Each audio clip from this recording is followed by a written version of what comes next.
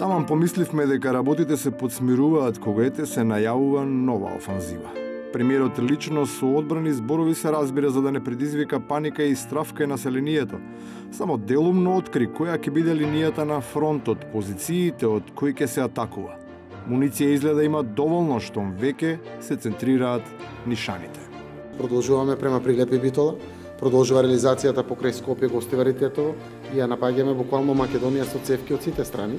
Соочени со ваквата објава за војна во неверица, дури коалиционите партнери се посомневаат дека е во прашање искреноста на формулата за животот.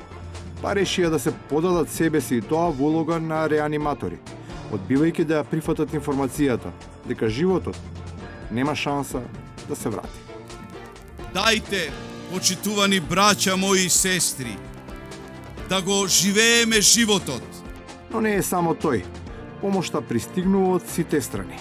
Придонес за оживувањето дава и штипскиот градоначалник. Го ископа од алејата на хероите на едно злодоба и му вдахна свеж воздух. На ликот, кој ако се иземе описот на тој лик што го дава, заслужува да се најде во слично историско издание, ама на страниците за негативци. Можам да дадам еден автентичен приказ на една личност која заслужува да биде во сите учебници за идните поколенија. За таквите што сакаат да фатат приклучок кон животот се одговорни за смртта на неколку медиуми, за судбината на 450 луѓе. Од секогаш важела дефиницијата за една состојба во која тие секогаш, па веројатно и овој пат се обидуваат да го скријат сето тоа што го сториле и да одиграат истата улога која секогаш ја играле. Клиентелизам. Да. Тоа е на некој начин од моја страна клиенти кои едноставно одат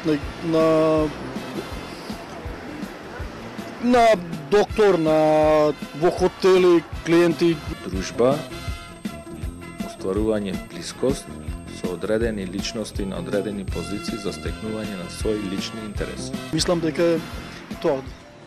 Со таквите кои полека ја окупираат и пак ќе доминираат со јавната сцена, тешко ќе биде да се оствари ветениот животот и се опасни и можат да каснат. Дури првиот човек на метрополата на словенската писменост се соочува со таков проблем. Бара операцијата да биде посеофатна, оти тој не би можел да биде решен во еден мандат, бидејќи бара макотрпна работа и посветеност. А важно ние сакаме да потенцираме во овој момент дека проблемот не е краткорочен и може да трае дури во целиот мандат на новоизбраниот градоначалник. Дефинитивно ќе значи решавање на долг рок со проблемот со кучињата бездомници. И на крајот, за разлика од оние што скитаат, домашните мака мачат да се навикнат на неудобноста по промената на фотелјата на која беа залежани. Едно од нив кое се сметаше за верно, прво проговори за тоа каков треба да биде новиот домаќин.